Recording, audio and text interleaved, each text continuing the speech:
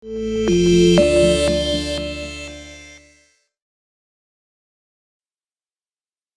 saya pada sore hari ini adalah sepakat dengan Tuhan, Bapak Ibu sekalian. Diambil dari Matius 8 ayat 1 sampai 4, Yesus menyembuhkan seorang yang sakit kusta. Di sini dikatakan setelah Yesus turun dari bukit, jadi Yesus ini baru turun dari bukit setelah khotbah di bukit, ya. Jadi pengajaran di bukit itu menginap, Yesus menginap ya dengan murid-muridnya. Jadi ini lelah pasti Yesus ya. Setelah Yesus turun dari bukit, orang banyak berbondong-bondong mengikuti dia. Jadi dia udah khotbah ya di bukit nginap ya. Waktu itu udah capek, udah lelah ya. Kemudian dia turun dari bukit, orang banyak pun berbondong-bondong mengikuti dia ya. Maka datanglah seorang yang sakit kusta kepadanya, lalu sujud menyembah dia dan berkata, "Tuhan, jika Tuhan mau, Tuhan dapat mentahirkan aku." Bapak Ibu sekalian, di sini orang kusta ini tidak berani naik ke atas bukit ya. Karena orang kusta pada zaman dahulu itu dikucilkan, dijauhkan ya. Karena mereka menggunakan kain kabung melindungi kepala mereka. Jadi dari jauh itu udah kelihatan. Ini orang kusta ya, karena pakai kain kabung ya. Kain yang memang dipersiapkan untuk berkabung. Karena orang sakit kusta itu nggak ada obatnya pada waktu itu ya. Tabib pada waktu itu ya tidak memiliki obat untuk penyakit kusta. Jadi penyakit kusta itu udah vonisnya mati aja udah ya. Jadi mereka pakai kain kabung, kemana-mana pakai kain kabung ya. Dan orang-orang menganggap najis kalau bersentuhan dengan orang yang sakit kusta. Jadi dia nunggu di bawah bukit ya. Maka dikatakan datanglah seorang yang sakit kusta kepadanya, kepada Yesus ya. Lalu sujud menyembah dia. Jadi tersungkur di bawah kaki Yesus dan berkata, "Tuhan, jika Tuhan mau, Tuhan dapat mentahirkan aku." Nah, di sini kalau kita lihat ya, orang kusta ini sudah desperate ya, sudah putus asa. Dia mendengar berita Yesus menyembuhkan, membangkitkan orang mati. Yesus mengusir setan, Yesus melakukan tanda-tanda heran dan mujizat.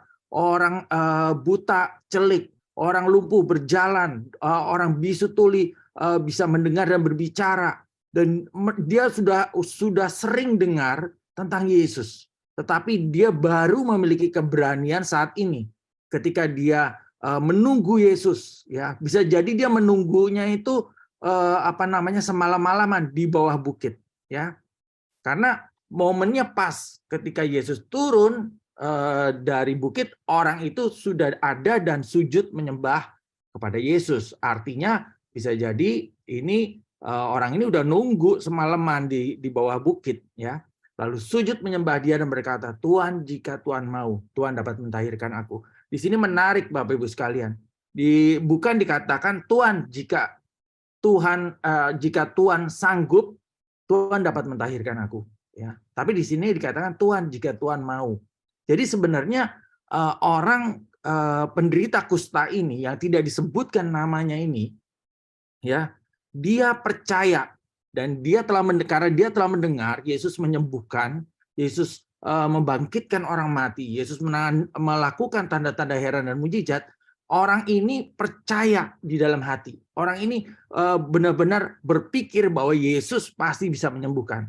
Ya, dia nggak meragukan Yesus sanggup menyembuhkan. Tetapi masalahnya adalah dia berpikir mau nggak Yesus melakukannya. Ya, bukan sanggup nggak Yesus melakukannya. Kalau masalah sanggup, dia yakin 100% Yesus sanggup menyembuhkan dia. Makanya pertanyaannya adalah, Tuhan, jika Tuhan mau, ya, atau Tuhan, jika Tuhan bersedia, Tuhan dapat mentahirkan aku, ya. Itu yang dikatakan. Karena dia tahu Yesus ini lelah, Yesus capek, ya kan, semalam-malaman nginep ngajar gitu, dan turun dari bukit masih dikeroyokin dengan orang berbondong-bondong mengikuti Yesus kemana-mana, ya, tidak ada ruang buat Yesus bergerak. Jadi orang kusta ini tahu ya momennya nggak tepat, ini waktunya nggak pas nih.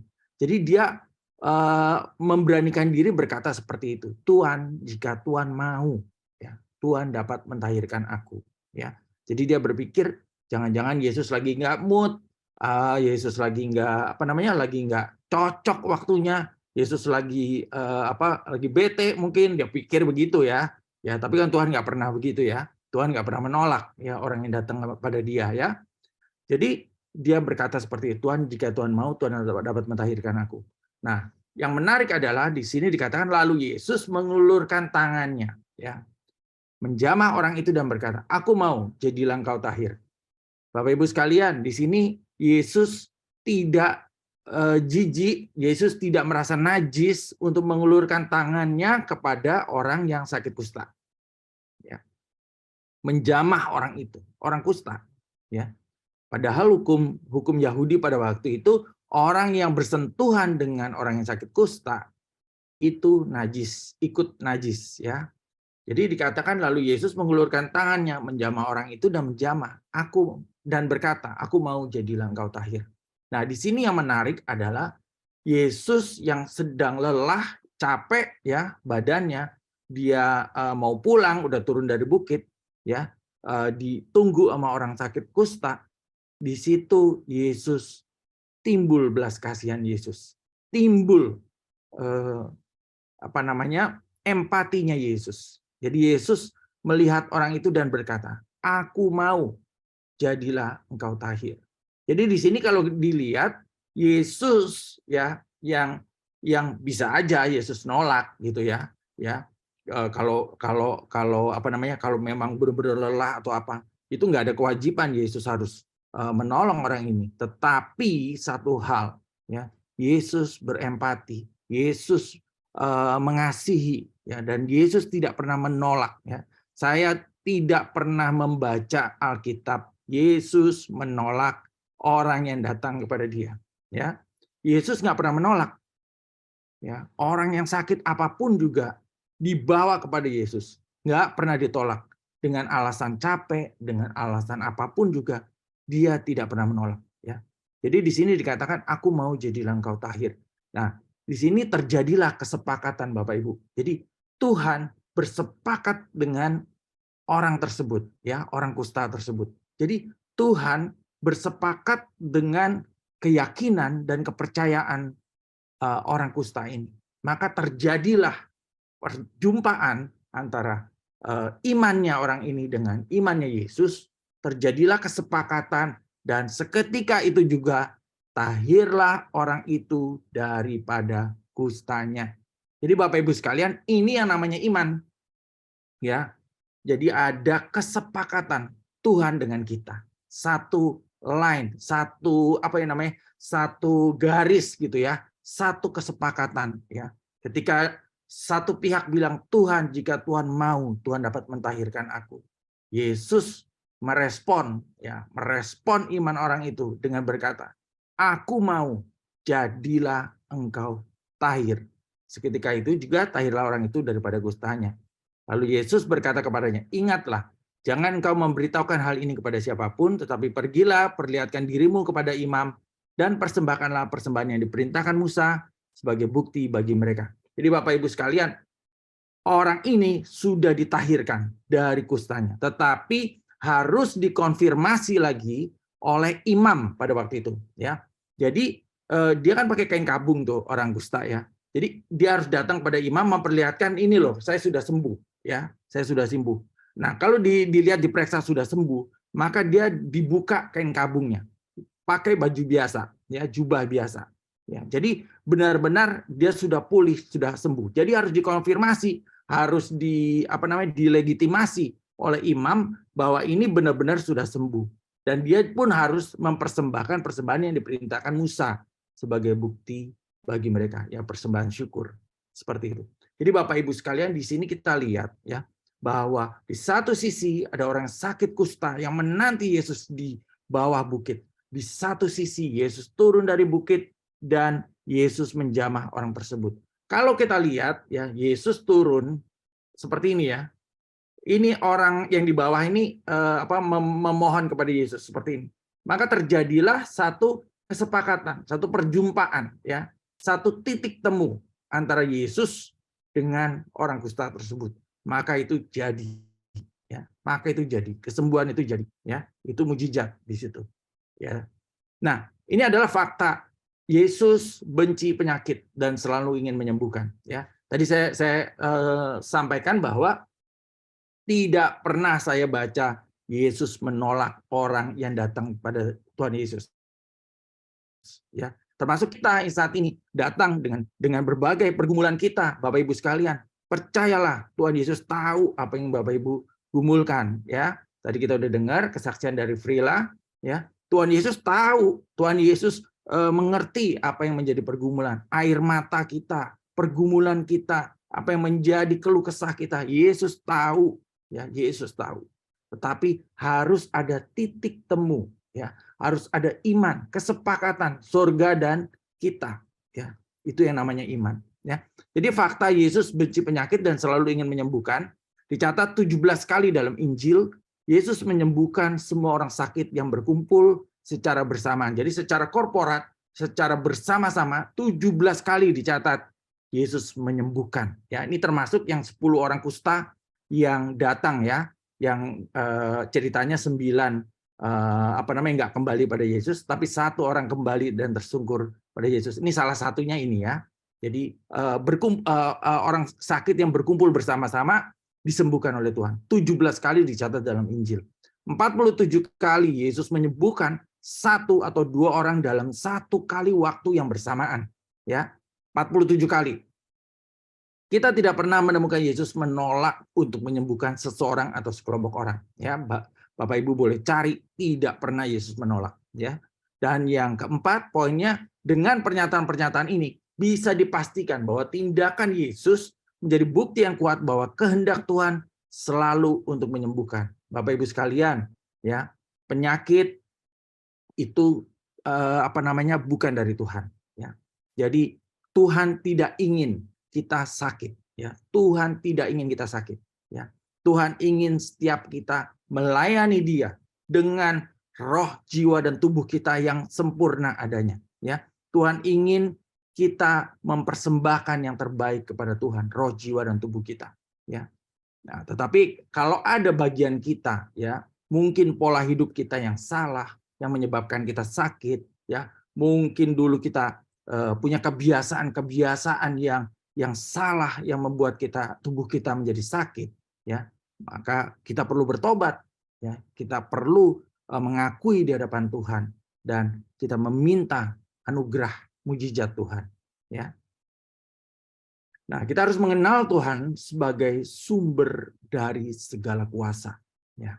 Bapak Ibu sekalian, Yesus, di dalam tangan Yesus ada segala kuasa. Dia katakan segala kuasa telah diberikan kepadaku, ya, untuk menginjak ular dan kalajengking, untuk menyembuhkan segala sakit penyakit, ya, untuk mematahkan setiap kuasa iblis. Jadi segala kuasa sudah ditaruhkan di dalam tangan Tuhan Yesus, ya. Dan kita mengenal Tuhan sebagai pemberi otoritas, ya. Yesus memberikan otoritas kepada setiap orang-orang percaya untuk dapat mengusir setan, menyembuhkan sakit penyakit, ya, mengusir kelemahan, sakit penyakit dan semua kelemahan tubuh, dan untuk memberitakan Injil Kerajaan Allah. Ya, dia memberikan otoritas itu dalam amanat agung kepada setiap orang percaya, kepada gerejanya. Dan kita mengenal Tuhan Yesus juga sebagai problem solver. Dimanapun dia berada, selalu problem solve. Selalu masalah-masalah selesai. Tidak ada masalah yang gantung, ya. Tidak ada masalah yang tidak terselesaikan. Semua masalah selesai ketika Yesus hadir di situ. Dan diberi kekuasaan, diberi kedaulatan untuk mengambil alih setiap problem dan masalah kita. Maka semuanya dibereskan oleh Tuhan. Dan yang keempat, kita mengenal Tuhan Yesus sebagai Tuhan yang menjawab doa. Ya. Jadi Bapak Ibu sekalian, kita semakin mengenal Tuhan, kita semakin tahu siapa Tuhan kita. Ya. Orang kusta tadi tahu tentang Yesus dari berita-berita. Yesus menyembuhkan, Yesus mengusir setan-setan, membangkitkan orang mati. Dia baru dengar, belum melihat langsung. Tetapi hari itu, ketika terjadi perjumpaan antara dia dengan Tuhan Yesus, maka dia lihat bahwa Yesus adalah Tuhan yang menjawab doa. Yesus adalah Tuhan yang memiliki empati kepada setiap masalah-masalah yang kita alami. Nah, ini tadi saya sudah sampaikan, iman adalah bentuk kesepakatan kita dengan Tuhan. Jadi surga dan kita sepakat, Bapak Ibu sekalian, sepakat ya. Kalau namanya sepakat itu namanya kita memiliki pemahaman yang sama ya, bahwa kesembuhan itu, mujizat itu dari Tuhan ya. Kita mengetahui bahwa Tuhan Yesus mati di kayu salib 2000 tahun yang lalu supaya setiap kita dibebaskan dari dosa, ikatan sakit penyakit dan kelemahan-kelemahan tubuh lainnya. Dan Yesus selalu menjadi yang terdepan solusi di dalam kehidupan kita semua. Ya. Jadi iman kita, kesepakatan kita, surga dengan kita harus inline, harus sepakat, ya, harus memiliki pemahaman yang sama. Ya. Tuhan kita adalah Tuhan yang kreatif. Katakan alam semesta ciptaannya dibuat dengan sistem yang rumit, sangat kompleks, ya, jutaan bintang, jutaan planet-planet, jutaan galaksi saling terkait dan saling membutuhkan. Ya. Nah, manusia dan seluruh organ tubuhnya itu dibuat sepenuhnya oleh tangan Tuhan. Ya, kita dibentuk oleh tangan Tuhan. Sehingga apabila kita sakit, datangnya harus pada Tuhan. Kenapa harus datang pada Tuhan? Ya karena Dia yang menciptakan kita. Dia yang memiliki seluruh spare part tubuh kita. Bapak Ibu, kalau Bapak Ibu punya motor merek Honda rusak, pasti Bapak Ibu bawa ke bengkel Honda. Kenapa dibawa ke bengkel Honda? Karena spare part motor Bapak Ibu sekalian yang mereknya Honda ada di bengkel Honda. Tapi kalau Bapak Ibu motornya merek Yamaha, ya rusak, ya dibawanya ke bengkel Yamaha. Kenapa? Ya karena spare part-nya dan teknisinya itu ada di bengkel Yamaha. Ya, yang paham teknisinya ada di bengkel Yamaha karena motor Bapak Ibu merek Yamaha. Nah, sebaliknya pada waktu tubuh kita sakit, ya tubuh kita mengalami masalah, organ tubuh kita mengalami masalah, ya nggak salah datang pada rumah sakit, tetapi yang pertama harus kita datangi itu adalah Tuhan. Spare part tubuh kita yang menciptakan tubuh kita semuanya Tuhan. Ya, Tuhan yang membentuk kita dengan tangannya sendiri. Dan semua spare part tubuh kita ada di dalam tangan Tuhan. Jadi mintanya sama Tuhan dulu itu. Ya, masalah Bapak Ibu sekalian berobat kemudian bisa Tuhan izinkan berobat di rumah sakit, ya semua obat-obatan saya pernah sampaikan beberapa waktu yang lalu, obat-obatan, dokter, semua itu juga dari Tuhan. Ya, dari mana hikmatnya dokter mempelajari ilmu kedokteran? Hikmatnya dari Tuhan. Ya, dari mana apoteker, pabrikan obat menciptakan obat? Ya, hikmatnya dari Tuhan. Jadi semua itu ciptaan Tuhan. Ya, mau dokter, mau obat-obatan, mau kesembuhan ilahi pun, kesembuhan langsung dari tangan Tuhan, semuanya itu dari Tuhan. Ya, jadi semuanya itu dari Tuhan. Makanya ketika kita sakit, kita dalam pergumulan, datangnya harus kepada Tuhan. Itu yang pertama dan yang utama kita harus datangi. Ya, ada 3 jangan yang tidak boleh ada dari kisah tadi ya. Ada 3 jangan yang tidak boleh ada. Pertama, jangan batasi Tuhan dengan pemikiran kita. Jadi tadi itu orang kusta itu berpikir dalam hatinya, ini mau nggak ya Tuhan? Ya, Tuhan jika Engkau mau, Tuhan dapat mentahirkan aku. Ya, jika Engkau mau. Ya, jadi dia bermain dengan pikirannya. Ya, nah Bapak Ibu pesannya yang pertama jangan batasi Tuhan. Ya, jangan batasi Tuhan. Jangan sama sekali batasi Tuhan. Biarkan Tuhan berkreasi. Biarkan Tuhan ambil alih. Biar Tuhan berdaulat atas tubuh kita, atas hidup kita. Ya, mujizat datangnya dari Tuhan. Anugerah kesembuhan, semua datangnya dari Tuhan. Ya, Tuhan siapkan yang terbaik buat Bapak Ibu sekalian pada waktunya. Ya, jadi jangan batasi Tuhan bekerja. Ya, apalagi kita berpikiran yang berpikiran negatif tentang Tuhan. Ya, jangan pernah batasi Tuhan. Yang kedua adalah jangan ragukan Tuhan. Ya, kalau kita meragukan Tuhan, itu sama artinya dengan menyia-nyiakan anugerah, otoritas, iman, dan mujizat yang Tuhan siapkan buat kita. Jadi jangan pernah ragukan Tuhan. Ya, Bapak Ibu sekalian, jangan pernah ragukan Tuhan. Analoginya begini, Bapak Ibu sekalian. Ya, Bapak Ibu sudah beli tiket kereta Jakarta Surabaya, gitu ya. Udah pegang tiket nih Bapak Ibu, ya. Bapak Ibu tinggal naik aja. Bapak Ibu pasti percaya dong PT KAI itu udah nyiapin kalau jam segini tiket Jakarta Surabaya dari Gambir itu akan berangkat ya on time tepat waktu dan keretanya pasti ada gitu ya, pasti ada, nggak mungkin nggak ada keretanya pada jam segitu ya. Jadi ketika Bapak Ibu ya sudah percaya, sudah berdoa pada Tuhan, jangan ragukan Tuhan ya, percaya aja ya. Jangan pernah meragukan, ya, karena pada waktu Ibu, Bapak meragukan Tuhan, itu menyia-nyiakan anugerah, otoritas, iman, dan mujizat yang Tuhan udah siapkan. Ya. Jadi menggugurkan anugerah, otoritas, iman, dan mujizat yang sudah disiapkan untuk Bapak Ibu ketika Bapak Ibu meragukan Tuhan. Ya, bimbang, ragu, takut, maka itu menggugurkan semua ini. Dan yang ketiga adalah jangan merasa-rasa. Ya, jangan merasa tidak layak ya, seperti orang kusta tadi ya, dia jauh-jauh gitu merasa nggak pantas, nggak layak ya. Tuhan, jika Engkau mau, Engkau dapat mentahirkan aku. Itu salah satu bentuk insecure, tidak merasa layak ya. Jadi merasa tidak pantas meminta dari Tuhan. Aduh, saya tuh ngerepotin Tuhan terus, saya nggak pantas nih meminta dari Tuhan. Ya, merasa Tuhan terlalu jauh untuk dijangkau. Ya, jadi jangan merasa-rasa, jangan main perasaan dah. Gitu ya, jangan merasa-rasa gitu ya, kurang lebih seperti itu ya Bapak Ibu sekalian.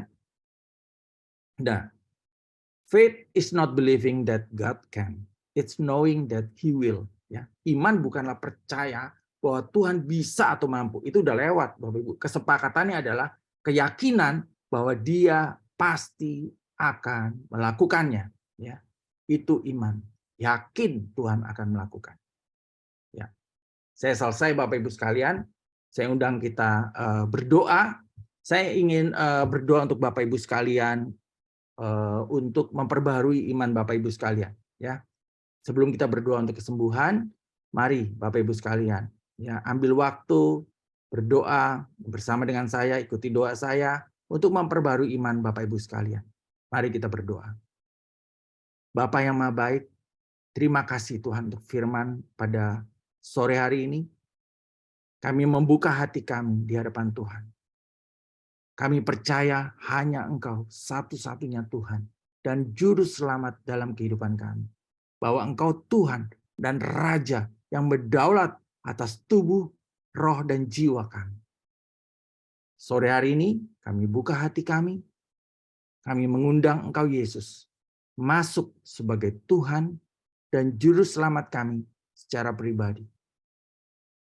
Tuhan, kami percaya Tuhan, bahwa Engkau memiliki rencana yang indah atas setiap kami. Kami serahkan hidup kami dalam tangan Tuhan. Kami mengakui semua dosa dan pelanggaran kami selama ini. Dan kami mohon ampunan Tuhan. Sore hari ini kami percaya, Tuhan, Engkau memulihkan kami. Engkau memberikan kepada kami jalan masuk di dalam kerajaan. Terima kasih Tuhan. Kami bersyukur di dalam nama Yesus. Baik, mari Bapak Ibu sekalian, taruh tangan Bapak Ibu sekalian di bagian yang sakit saat ini. Dan kami akan berdoa bersama-sama. Saya mengundang semua pelayan, para konselor, para pendoa untuk mengarahkan tangan di layar gadget masing-masing. Dan kita akan berdoa bersama-sama. Bapa yang Maha Baik, kami percaya Tuhan, kuasa-Mu tidak pernah berubah, dahulu, sekarang, sampai selama-lamanya. Engkau adalah Alfa dan Omega, Tuhan yang berkuasa, Allah yang berdaulat, dan Engkau adalah penyembuh sejati buat kami. Kalau Engkau menyembuhkan orang kusta itu Tuhan. Tuhan, kami percaya kesempatan yang sama, waktu yang sama. Ketika kami datang ke hadapan Tuhan, tidak ada perbedaan antara kami dengan orang kusta tersebut Tuhan. Bahwa Engkau menghargai setiap kami yang mau datang kepada Tuhan. Dan saat ini kami lepaskan mujizat kesembuhan di dalam nama Tuhan Yesus. Dengan otoritas di dalam nama Yesus, kami lepaskan kesembuhan, mujizat Tuhan atas setiap peserta partisipan MHI pada sore hari ini. Di dalam nama Tuhan Yesus, kami lepaskan kesembuhan dari semua sakit penyakit, mengalir dari ujung kepala hingga ujung jari kaki.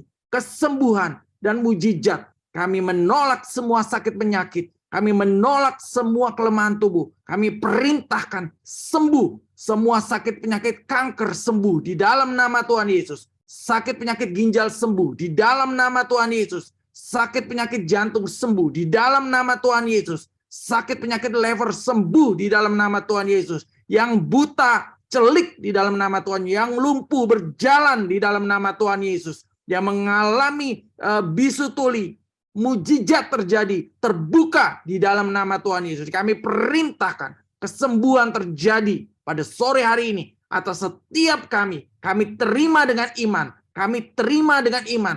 Kuasa dan mujizat, otoritas dan kesembuhan di dalam nama Tuhan Yesus. Haleluya. Amin.